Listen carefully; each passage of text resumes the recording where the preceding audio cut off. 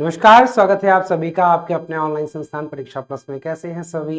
एक बहुत बेहतरीन वैकेंसी आप सभी के सामने है। निश्चित रूप से पदों की संख्या कम होती है, लेकिन एक बात मैं आपको प्रारंभ में ही बताना चाहूंगा, ऐसे पद जो ग्रुप बी लेवल के होते हैं, लेवल 6 के होते हैं, जिसमें खूब सैलरी होती है और बहुत ज्यादा रेपुटेशन होती है, उनके पदों की संख्या हमेशा कम ही होती है, क्योंकि अधिकारी कम होते हैं, कर्मचारी ज्यादा होते हैं। और आपको ये जीवन में डिसाइड करना है कि आपको अधिकारी बनना है या कर्मचारी बन के रह जाना है।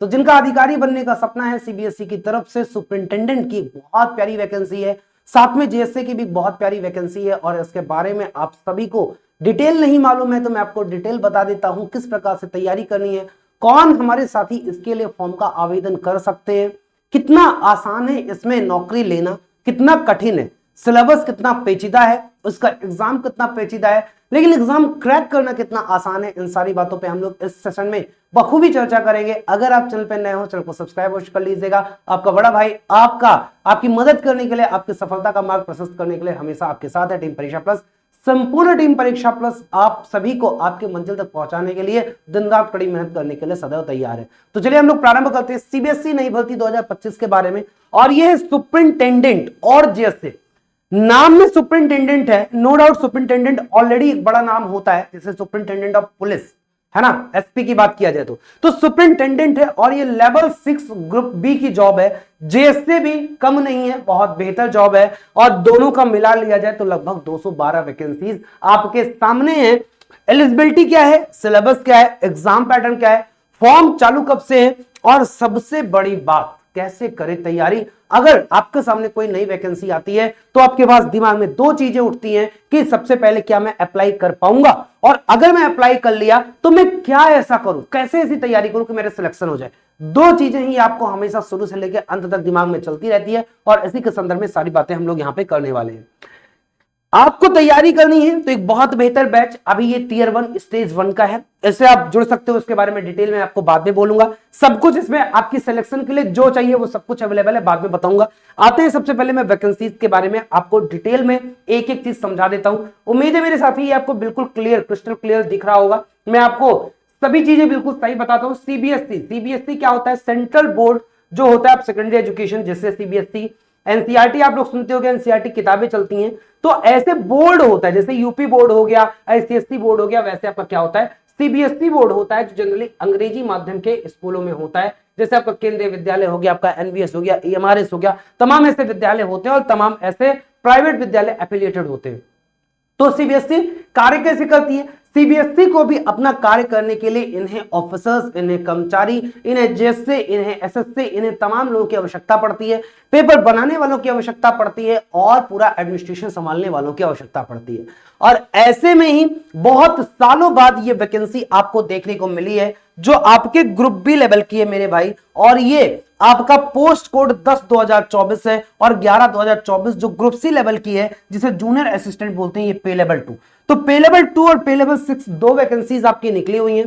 अगर सुपरिंटेंडेंट की बात करें तो टोटल 142 पद हैं, और अगर हम जेएसए की बात करें जो जूनियर असिस्टेंट होते हैं, इनमें आपकी 70 वैकेंसी टोटल की है। बाकी आपकी पीडब्ल्यूबीडी कैटेगरी में जो हॉरिजॉन्टल होते हैं वो आप यहां पे देख सकते हो। तो वैकेंसीज इतनी है, सबसे पहले आपको मैं यहां पे बता दिया हूं।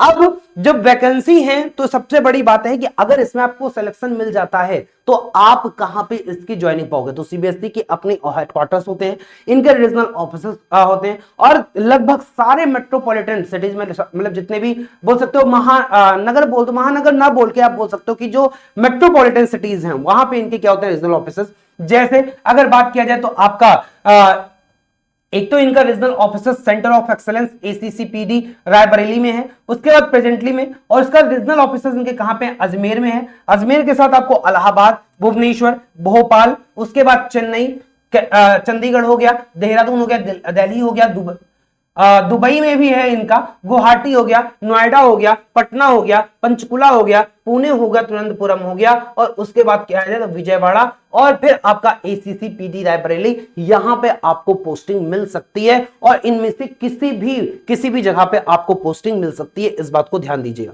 आते हैं सबसे बड़ी बात, पोस्टिंग तो सर तब होगी जब हम एग्जाम निकालेंगे, और एग्जाम तब निकालेंगे जब हम फॉर्म भरेंगे। तो ये बता दीजिए कि फॉर्म कब से भरा जाएगा। मेरे भाई साल की शुरुआत ही आपकी बहुत बेहतर तरीके से हुई है। 1 2025 से ही आप इसका फॉर्म का आवेदन कर सकते हो। मैं ये वीडियो 2 तारीख को बना रहा हूं, ऑलरेडी कुछ समय बाद बना रहा हूं, क्योंकि इसकी बहुत डिटेलिंग, बहुत सारे बच्चे बोल रहे थे सर इसका बैच लाएंगे कि नहीं लाएंगे। मैं बिल्कुल इसके मूड में नहीं था कि बैच इसका लाया जाए, बट फिर भी बहुत सारे बच्चे इंसिस्ट किए कि नहीं सर आप पे विश्वास है, आप ऐसे एग्जाम की तैयारी बहुत बेटर करवाते हो, दैट्स वाई मैंने ये डिसीजन लिया और अब मैं आपके सामने इस वीडियो को बहुत बेहतर तरीके से लेके आया हूं ताकि आपकी चीजें क्रिस्टल क्लियर हो जाए। तो 1 महीना आपको समय मिलेगा इसका आवेदन करने में, फॉर्म भरने के लिए। अब आते हैं बात की, इनके नोट इन्होंने दिया है कि अगर एडमिनिस्ट्रेटिव रीजन के कारण इनकी जो डेट है वो आगे बढ़ाई भी जा सकती है, वो उनका मैटर है। रिजर्वेशन जैसे अलग अलग कैटेगरीज का लगता है वैसे ही लगता है, एससी एसटी ओबीसी में एनसीआर कैटेगरी जो होते हैं। उसके बाद अगर वुमेन भी, सबसे अच्छी बात है महिलाओं के लिए 10 साल का रिजर्वेशन है। तो एक बार हम लोग यहाँ पे रिलैक्सेशन पे भी बात करेंगे, किसको कितना रिलैक्सेशन मिल रहा है, बाकी इसमें क्या डिटेल दिया हुआ है, बाकी उन्हीं के बारे में ये सारी चीजें बताया हुआ है। ये बहुत ज्यादा इसमें आपको दिमाग लगाने की जरूरत नहीं है। यहां पे आते हैं तो कैंडिडेट मस्ट हैव, जो मिनिमम एज इसका है, आप मिनिमम 18 साल के हो और मैक्सिमम जो एज है वो आपका 30 साल का है। तो 18 से 30 साल के बीच में हो तो आप इसका आवेदन कर सकते हो। एससी एसटी के लिए 5 साल का, OBC non creamy central list का 3 साल, पीडब्ल्यूबीडी अनरिजर्व्ड इंक्लूडिंग वुमेन का 10 साल, PWBD OBC NCL central list including women 13 साल और ऐसे पीडब्ल्यूबीडी एससी का 15 साल। सबसे अच्छी बात है कि जो यहाँ पे महिलाएं हैं उनको 10 साल का अलग से रिलैक्सेशन मिल रहा है। और अगर कोई डिपार्टमेंट का कैंडिडेट है, जैसे कोई जीएसटी में जॉब कर रहा है या इससे नीचे जॉब कर रहा है, तो उसके लिए कोई अपर कैप नहीं है। वो अपने उम्र के अंतिम पड़ाव, मतलब कि जो नौकरी का अंतिम पड़ाव होता है 60 साल तक भी वो क्या कर सकता है, आवेदन कर सकता है। अब आते हैं हम लोग बात करते हैं कि इसमें आपका मांगा क्या गया है, क्वालिफिकेशन वगैरह क्या है, कौन इसमें फॉर्म भर पाएगा। तो सबसे पहले मेरे साथी सुपरिंटेंडेंट के लिए जो ग्रुप बी की जॉब है, जो लेवल 6 है, लेवल 6 की आप बोल सकते हो कि सैलरी इमेजिन कर सकते हो। मौजूदा समय में अलावेंसेस को मिला लिया जाए तो अप्रोक्सीमेटली 70,000 के आसपास आपकी सैलरी बनेगी। और 70,000 की सैलरी के बाद बात किया जाए तो इसमें केवल आपसे क्या मांगा है, बैचलर्स मांगा है, बैचलर डिग्री मांगा है। मतलब कि आप बीए हो, बीएससी हो, आप बीटेक हो, आप बीई हो, या फिर आप कोई भी बीसीए हो, कोई भी आपके पास बैचलर डिग्री है और आप फाइनल ईयर में ना हो, आपके पास रिजल्ट आ गया हो, तो आप उसके लिए आवेदन कर सकते हो। इसमें दूसरा पॉइंट इन्होंने बोला है कि वर्किंग नॉलेज ऑफ कंप्यूटर। तो ये तो आजकल सबको पता होता है कंप्यूटर चलाना, इसके लिए इन्होंने कोई सर्टिफिकेट नहीं मांगा है, बस आपसे पूछा है कि आपके पास नॉलेज है। और वो एग्जाम पैटर्न में वो कंप्यूटर के क्वेश्चन पूछेंगे ही। आपको नहीं भी नॉलेज है तो जब आप कंप्यूटर पढ़ोगे तो अपने आप नॉलेज आपको हो जाएगा। ठीक है भैया। अब आते हैं हम लोग, इसमें एज जो है 30 ईयर है, मैक्सिमम एज 30 ईयर दिया गया है सुपरिंटेंडेंट के लिए। मेथड ऑफ रिक्रूटमेंट की बात कर लिया जाए या पहले जूनियर असिस्टेंट की बात कर लिया जाए, तो इसमें जो जूनियर असिस्टेंट है, सबसे पहले इनकी बात कर लेते हैं, इनमें कौन एलिजिबल है। इसमें आपके लिए जो जूनियर असिस्टेंट हैं, ये मेथड ऑफ जो रिक्रूटमेंट, ये तो टीयर एमसीक्यू बेसिस है, लेकिन मैं आपको बता दूं कि इसमें कौन एलिजिबल है। तो इसमें केवल जूनियर असिस्टेंट में आप 12वीं क्लास या उसके इक्विवेलेंट कुछ भी आपके पास है तो आप इसमें आवेदन कर सकते हो। साथ में इसमें आपका टाइपिंग भी मांगा है, और टाइपिंग आपका क्या होना चाहिए, 35 वर्ड पर मिनट इंग्लिश में और 30 वर्ड पर मिनट आपका हिंदी में होना चाहिए। कंप्यूटर पे टाइपिंग होगा। ये ध्यान देना कि जो 35 वर्ड पर मिनट है वो 10,500 की डिप्रेशन है, की डिप्रेशन पर आवर, और 9,000 की डिप्रेशन पर आवर 30 की स्पीड से आएगा ऑन एवरेज। और 5 जब आप की दबाएंगे तो उसे एक शब्द गिना जाएगा। इसकी एज 18 से 27 साल रखा गया है। तो सुपरिंटेंडेंट का जो एज है वो आपका क्या है, वो 18 से 30 है, और जो आपका जूनियर असिस्टेंट का है वो आपका क्या है, वो आपका 18 से 27 है। अब मैं आपको बता दूं कि जो सुपरिंटेंडेंट है इसमें आपको क्या मांगा गया है, इसमें आपकी टाइपिंग नहीं मांगी गई है, इसमें आपको केवल वर्किंग नॉलेज है। जबकि जूनियर असिस्टेंट आपको क्या किया गया है, आपसे टाइपिंग मांगी गई है, इस बात को ध्यान देना। नहीं इंग्लिश आता है तो आप हिंदी, इंग्लिश या हिंदी दोनों में से कोई एक यहां पे और लिखा हुआ है, मतलब कि आपको दोनों यहां पे करने की आवश्यकता नहीं है। अब मेथड ऑफ रिक्रूटमेंट दोनों का देख लेते हैं। तो सुपरिंटेंडेंट वाले साथी मेरे ध्यान देना कि सबसे पहले आपका टीयर 1 पेपर होगा। टीयर 1 पेपर आपका एमसीक्यू बेस्ड ओएमआर होगा, पेन पेपर बेस्ड मोड होगा, ऑनलाइन नहीं होगा। और टीयर 2 जो आपका यहाँ पे डिस्क्रिप्टिव लिखा है, लेकिन डिस्क्रिप्टिव के साथ साथ इसमें आपका ओएमआर ऑब्जेक्टिव भी होगा, ऑब्जेक्टिव भी होगा, ऑब्जेक्टिव के साथ साथ डिस्क्रिप्टिव होगा। इसको मैं आगे क्लियर करता हूं कि कैसे, यहां पे नहीं लिखा हुआ है, बट ऑब्जेक्टिव और डिस्क्रिप्टिव दोनों साथ लेके चलेंगे। और टीयर 1 में आपका केवल क्या रहेगा, एमसीक्यू ही रहेगा। यहां पे भी टीयर 2 में भी एमसीक्यू रहेगा, लेकिन कुछ पोर्शन आपका डिस्क्रिप्टिव भी रहेगा, बता दूं आगे। यहां पे क्या है, एंड यहां पे टीयर 1 में तो टाइपिंग नहीं मांगा, लेकिन जब आप टीयर 1 निकाल लोगे, टीयर 2 निकाल लोगे, तो टीयर 3 में आपको आके टाइपिंग देना पड़ेगा डिस्क्रिप्टिव के बाद, सुपरिंटेंडेंट वाले में भी, और टाइपिंग क्राइटेरिया सेम है जो आपका जूनियर असिस्टेंट वाला है। तो आपको सुपरिंटेंडेंट देने के लिए सबसे पहले आपको टीयर 1 देना पड़ेगा। यहां से वैकेंसी का 15 गुना, वैकेंसी का 10 गुना, वैकेंसी का 10 गुना टीयर 2 में जाएंगे, वैकेंसी का 10 गुना टीयर 2 में जाएंगे, और फिर वैकेंसी का 5 गुना कहां पे जाएंगे, डिस्क्रिप्टिव में जाएंगे। यहां पे जो होगा डिस्क्रिप्टिव, या आप इसे स्किल टेस्ट बोलो, है ना, ये टीयर 2 नहीं, इसे आप क्या बोलोगे, 5 गुना स्किल टेस्ट में जाएंगे। स्किल टेस्ट मतलब कि आपका कहां पे जाएंगे, टाइपिंग में जाएंगे। ये स्किल टेस्ट मतलब कि कहां पे जाएंगे, टाइपिंग में। ये किसका है, ये आपका सुपरिंटेंडेंट का है। और अगर मैं बात करूं कि जैसे का, तो टीयर 1 होगा, उसके बाद सीधा 5 गुना कहां पे आ जाएंगे, टाइपिंग पे आ जाएंगे। इस प्रकार से आपका चयन यहां पे होगा। ठीक है, तो यही आपका जूनियर असिस्टेंट में भी बताया गया है कि आपका क्या होगा, आपका एमसीक्यू होगा, उसके बाद आपका क्या होगा, सीधा सॉरी टाइपिंग होगा। एग्जामिनेशन फीस की मैं आपको बता दूं कि इसमें बहुत सारे बच्चे बोलते हैं ऐसे एग्जाम में फीस बहुत ज्यादा लगती है। तो यहां पे केवल जो फीस लिया जा रहा है वो केवल अनरिजर्व्ड ओबीसी और ईडब्ल्यूएस से लिया जा रहा है, वो भी 800 रुपए। बाकी SC, ST, PWBD, ex serviceman, even though महिलाओं के लिए, डिपार्टमेंटल कैंडिडेट के लिए कोई फीस नहीं है। आप केवल फॉर्म भर सकते हो, आवेदन कर सकते हो, एग्जाम दे सकते हो। इस बात को आप लोग यहां पे ध्यान देना। अब आते हैं हम लोग मोड ऑफ पेमेंट, ये तो सब ऑनलाइन रहेगा, ऑनलाइन आप फॉर्म भरोगे। स्कीम ऑफ एग्जामिनेशन, आप क्या हो, एलिजिबल हो, आपके पास क्वालिफिकेशन है। अब सबसे बड़ी बात है कि अब आपको क्या करना है कि तैयारी करना है। लेकिन तैयारी करने के लिए आपको यह आवश्यक है कि आपके दिमाग में यह पता हो कि आपको क्या क्या पूछा जाएगा।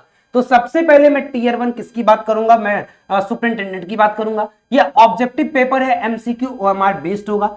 इसमें टोटल जो आपके क्वेश्चन दिए जाएंगे, मेरे साथी इस बात को ध्यान देना, टोटल जो क्वेश्चन दिए जाएंगे वो टोटल क्वेश्चन आपके, हाँ, जो टोटल क्वेश्चन होगा वो क्वेश्चन एक बार आप लोग ध्यान देना कि 150 क्वेश्चन होगा और ये 450 नंबर का होगा। मतलब कि अगर हम लोग यहां पे बात करें जूनियर इसके सुपरिंटेंडेंट के टीयर 1 की, तो टोटल आपका 150 क्वेश्चन होगा और ये 450 मार्क्स का होगा। यानी एक क्वेश्चन कितने का है, 3 नंबर का है। और जो निगेटिव मार्किंग है ये कितनी है, 1/3 है। ये निगेटिव मार्किंग कितनी है, 1/3 की है। इस बात को ध्यान देना। इसमें आपसे क्या पूछा जाएगा, 5 पार्ट में पूछा जाएगा, 30-30-30 सब में पूछा जाएगा, तभी 150 होंगे, 5 से 15। पहला पार्ट आपका करंट अफेयर्स और जनरल अवेयरनेस है, मतलब सीए और जीके है, केवल जीएस नहीं है। इसमें हिस्ट्री, ज्योग्राफी, पॉलिटी, इकोनॉमिक्स यहां से क्वेश्चन नहीं बनेंगे। सुपरिंटेंडेंट के टीयर 1 में केवल जनरल नॉलेज, जनरल अवेयरनेस है। यहां पे मेजर करंट इवेंट है, event of national international importance है, पर्सन प्लेसेस है, गेम्स स्पोर्ट है, social media, role of ICT और एआई इन मॉडर्न टाइम्स पूछ रहा है। ये 30 क्वेश्चन होगा। एक क्वेश्चन 3 नंबर का 90 नंबर का होगा। फिर आपका दूसरा है जिसमें मैथ्स और इंटेलिजेंस और रीजनिंग, मेंटल एबिलिटी और रीजनिंग, मतलब कि रीजनिंग का पार्ट है। 30 क्वेश्चन रीजनिंग होगा और रीजनिंग में लगभग सब कुछ पूछा जा रहा है, चाहे एनालिटिकल हो, चाहे मेंटल हो, चाहे बेसिक न्यूमरेसी हो, या फिर डेटा एनालिसिस हो, जिसमें table, bar diagram, line graph, pie chart. तो जो डीआई वाला क्वेश्चन है, जो लाइन चार्ट, पाई चार्ट वाला क्वेश्चन है, वो क्वेश्चन आपका किस में पूछा जाएगा, वो क्वेश्चन आपका पूछा जाएगा डीआई वाले पार्ट में, इसमें रीजनिंग वाले पार्ट में। और बाकी पूरी रीजनिंग पूछी जाएगी, आपका सिलेबस है। पार्ट 3 में आपका मैथ्स है और मैथ्स में कंप्लीट मैथ पूछ रहे हैं। यहां पे आपसे अरिथमेटिक मतलब नंबर सिस्टम, उसके बाद आपका नंबर सिस्टम के, और इन्होंने सबसे अच्छी बात यह है कि टॉपिक बहुत ओपन कर दिए, तो आपको बहुत घबराना नहीं है। बस आप सिलेबस को अच्छे से कवर कर लोगे तो निश्चित रूप से आपका सिलेबस, आपका सिलेक्शन हो जाएगा। नंबर सिस्टम में इन्होंने natural number, integer, rational, irrational, real number, उसके बाद divisors of integer, prime integer, LCM, HCF और उनका इंटररिलेशन पूछा है। फिर एवरेज पूछा है, ratio proportion, percentage, profit loss, simple compound interest, work and time और टाइम स्पीड डिस्टेंस, मतलब कंप्लीट अरिथमेटिक नंबर सिस्टम। फिर अलजेब्रा पूछा जाएगा। अलजेब्रा में आपका चाहे वो पॉलिनोमियल्स हो, चाहे उसका एलसीएम एचसीएफ हो, चाहे रिमाइंडर थ्योरम हो, चाहे उसका इंटररिलेशन हो, चाहे फिर आपका लीनियर इक्वेशन हो, पेयर ऑफ लीनियर इक्वेशन और क्वाड्रेटिक इक्वेशन हो, सब पूछा जाएगा। साथ में इन्होंने पार्ट 2 में एक सेट थ्योरी दिया है। तो set theory, set, null set, subset, proper subset, ये छोटा सा पार्ट होता है। जो ये वाला आप लोग डायग्राम पढ़ते हो, ये वाला डायग्राम, ये ए है, ये बी है, ये ए इंटरसेक्शन बी है, ये वाला जो डायग्राम होता है, इस पे सेट थ्योरी पे क्वेश्चन आपका पूछा जाएगा। उसके बाद इसमें ज्योमेट्री भी पूछा जाएगा। मैथ्स में अगर बात किया जाए तो मैथ्स में आपका ज्योमेट्री भी है, और ज्योमेट्री में इन्होंने, ज्योमेट्री में एरिया बोल सकते हो, मेंसुरेशन और ज्योमेट्री दोनों है। तो construction and theorem, triangle, rectangle, square, trapezium, circle, मतलब कि त्रिभुज हो गया आपका, चतुर्भुज हो गया, चतुर्भुज में आयत और क्या हो गया, आयत हो गया, वर्ग हो गया, समलंब हो गया, और ज्यादा नहीं पूछेगा। फिर आपका क्या हो गया, वृत्त हो गया, फिर उसका पेरीमीटर और एरिया। उसके बाद आपका 3D में आयतन पूछेगा और सरफेस एरिया, जिसमें गोला हो गया, आपका सिलेंडर हो गया, और आपका शंकु हो गया, और आपका क्या हो गया, क्यूब हो गया, घन हो गया। बस इनसे तो जितना आपको लिखा है उतना, मतलब आपको पिरामिड नहीं लिखा तो पिरामिड नहीं पढ़ना आपने, अगर बोल सकते हो कि पैरेललोग्राम नहीं लिखा तो नहीं पढ़ना, आपसे रोम्बस नहीं लिखा तो नहीं पढ़ना, आपसे काइट नहीं लिखा तो नहीं पढ़ना, आप केवल सिलेबस कवर कर लोगे तो आपका सिलेक्शन यहां पे हो जाएगा। अब आते हैं हम लोग बात करते हैं स्टैटिस्टिक में, यहाँ पे सांख्यिकी भी पूछता है, और इसमें सांख्यिकी में वही आपका जो बोल सकते हो कि central tendency, mean, mode, median वाले क्वेश्चन होते हैं, कम्युलेटिव फ्रीक्वेंसी, जो बारंबारता बंटन होता है, इन सारी चीजों से क्वेश्चन पूछेगा। तो ये भी आसान पार्ट है, बहुत कठिन नहीं है जब किसकी बात किया जाए, एमसीक्यू की बात किया जाए। फिर आपका आएगा जनरल हिंदी, तो हिंदी में सब कुछ पूछा जाएगा, जनरल इंग्लिश, इंग्लिश में सब कुछ पूछा जाएगा, और इसमें 15-15 नंबर के हिंदी, 15 इंग्लिश, ये आपका क्या हो जाएगा, ये आपका 30 नंबर। हिंदी और इंग्लिश कंप्रेहेंसिव, इसमें पैसेज भी होगा और इसमें कम्युनिकेशन स्किल भी होगा। तो 30 क्वेश्चन, 90 नंबर का एक क्वेश्चन, 3 नंबर का, और 1/3 निकल ले, मतलब कि एक क्वेश्चन कितना होगा, एक क्वेश्चन गलत होने पे 1 नंबर क्या हो जाएगा, माइनस हो जाएगा। इसके बाद पांचवा पार्ट जो आपका क्या है, पांचवा पार्ट आपका कंप्यूटर है। तो कंप्यूटर में भी इन्होंने लगभग सब पूछा है, चाहे बेसिक की बात किया जाए, चाहे सॉफ्टवेयर की, चाहे इंटरनेट ईमेल की, चाहे नेटवर्किंग और साइबर सिक्योरिटी की, लगभग सब कुछ इसमें भी पूछ रहे हैं। तो 150 क्वेश्चन, 450 नंबर का होगा सुपरिटेंडेंट। अब जो टीयर 1 है वो आपका ऑब्जेक्टिव टाइप एमसीक्यू होगा, और उसके बाद टीयर 2 होगा। टीयर 2 यहां पे अगर सुपरिटेंडेंट की बात किया जाए तो ये थोड़ा सा पेचीदा है, तो इसका टोटल जो होगा 2 घंटे का होगा। जबकि अगर हम लोग बात करें किसका, हम लोग टीयर 1 की बात करें तो ये आपका कितने का होगा, 3 घंटे का होगा। तो टीयर 1 आपका 3 घंटे का पेपर होगा, और जो टीयर 2 का पेपर होगा मेरे साथी, टीयर 2 का भी पेपर आपका कितने का होगा, 3 घंटे का पेपर कराया जाएगा। तो आप लोग अपने आप को 3 घंटे के लिए तैयार करना, इस बात को ध्यान रखिएगा। टीयर 2 में क्या है कि ऑब्जेक्टिव टाइप और डिस्क्रिप्टिव टाइप दोनों पूछेगा, और इसमें भी एक क्वेश्चन 3 नंबर का है। आगे नोटिफिकेशन में लिखा हुआ है एक क्वेश्चन 2 नंबर का है, वो मेरे ख्याल से त्रुटिवश लिखा गया है, क्योंकि जब टेबल बनाया गया तो ये बिल्कुल सही बनाया गया है। तो एक क्वेश्चन 3 नंबर का होना ज्यादा चांस है, एक क्वेश्चन 2 नंबर का होने का चांस कम है, तभी इनका क्या होगा, टोटल आपका नंबर बनेगा। तो 30 नंबर आपका बनेगा, जिसमें 10 क्वेश्चन करंट अफेयर्स के, ये भी आपका ओएमआर बेस्ड होगा, लेकिन साथ में आपका डिस्क्रिप्टिव भी होगा। तो आपसे हो सकता है 5 नंबर, 10 नंबर, जैसे 4 क्वेश्चन 20 नंबर का होगा, मतलब एक क्वेश्चन आपका 5 नंबर का आएगा। तो आपको 5 नंबर मतलब 100 से 200 वर्ड में आपको उसका उत्तर देना होगा, वो आपके करंट इवेंट्स पे होंगे। ऐसे ही अगर बात किया जाए तो आपका हिस्ट्री और कल्चर से, हिस्ट्री और कल्चर से आपका आएगा, इसमें आपका 4 क्वेश्चन क्या होगा, ऑब्जेक्टिव होगा, और 4 ही क्वेश्चन आपका क्या होगा, सब्जेक्टिव होगा, मतलब कि डिस्क्रिप्टिव होगा। तो पूरा आपका इंडियन हिस्ट्री और कल्चर हो गया। तो ये एंशिएंट और मेडिवल हिस्ट्री हो गया, सेलेंट फीचर और मेजर लैंडमार्क्स हो गए, history of India culture covering the salient aspect हो गए, मेजर डायनेस्टीज हो गए, फ्रीडम स्ट्रगल हो गया, मॉडर्न इंडिया हिस्ट्री हो गई, सोशल रिलीजियस रिफॉर्म हो गए, और growth of Indian education system हो गया। इंडियन इकोनॉमी की बात किया जाए तो कंप्लीट इंडियन इकोनॉमी भी पूछेगा। इसमें अगर बात किया जाए तो 4 क्वेश्चन आपका फिर से 4 क्वेश्चन क्या पूछेगा, आपका ऑब्जेक्टिव होगा, और 4 ही आपका क्या होगा, सब्जेक्टिव होगा, मतलब कि डिस्क्रिप्टिव होगा। सिमिलरली इंडियन ज्योग्राफी, यहां पे वर्ल्ड ज्योग्राफी की बात नहीं किया है, केवल इंडियन ज्योग्राफी की बात किया है, वर्ल्ड ज्योग्राफी आपसे नहीं पूछेगा। और फिर साइंस एंड टेक्नोलॉजी में इलेक्ट्रॉनिक्स, कंप्यूटर, इसमें आपका कोर साइंस नहीं है, इसमें आपका क्या है, इसमें आपका साइंस एंड टेक्नोलॉजी है। तो ये भी 4 क्वेश्चन 12 नंबर का ऑब्जेक्टिव, और 4 क्वेश्चन 20 नंबर का आपका क्या होगा, डिस्क्रिप्टिव पूछेगा। फिर आपका एक जो पार्ट है, ये थोड़ा सा पेचीदा अलग पार्ट है, और ये issues and dynamics of public administration, पबैड और मैनेजमेंट सिलेबस से क्वेश्चन पूछेगा। तो यहां पे 8 ऑब्जेक्टिव होंगे और 4 ही आपके क्या होंगे, डिस्क्रिप्टिव होंगे, इस बात को ध्यान दीजिएगा। फिर आपसे जो क्वेश्चन पूछा जा रहा है वो आपका कॉन्स्टिट्यूशन ऑफ इंडिया से पूछा जाएगा, और यहां पे भी 8 ऑब्जेक्टिव, 24 आपके नंबर के होंगे, 3 एक क्वेश्चन का, और क्या होगा, 4 आपके डिस्क्रिप्टिव होंगे। तो यहां पे टोटल आपका 50 क्वेश्चन पूछा जाएगा। इसमें इंग्लिश लैंग्वेज और कंप्रेहेंशन के भी 8 क्वेश्चन पूछे जाएंगे, इस बात को ध्यान देना। इंग्लिश में आपको हो सकता है प्रेसिडेंस राइटिंग वगैरह पूछा जाए। अब यहाँ पे 8 क्वेश्चन 24 नंबर का, एक 3 का, यानी टोटल 50 ऑब्जेक्टिव 150 नंबर का, और 30 आपके डिस्क्रिप्टिव 150 नंबर का, इस बात को ध्यान दीजिएगा। तो एक क्वेश्चन 5 नंबर का यहाँ पे है, और एक क्वेश्चन 3 नंबर का कहां पे है, ऑब्जेक्टिव वाले पार्ट में। तो एक 1:10 के रेशियो में टीयर 2 में आएंगे, और 1:5 के रेशियो में। अब जब आपका टीयर 2 भी क्लियर हो जाएगा, तब आप किसके लिए जाओगे, स्किल टेस्ट के लिए जाओगे, और स्किल टेस्ट के बारे में मैंने आपको बता ही दिया।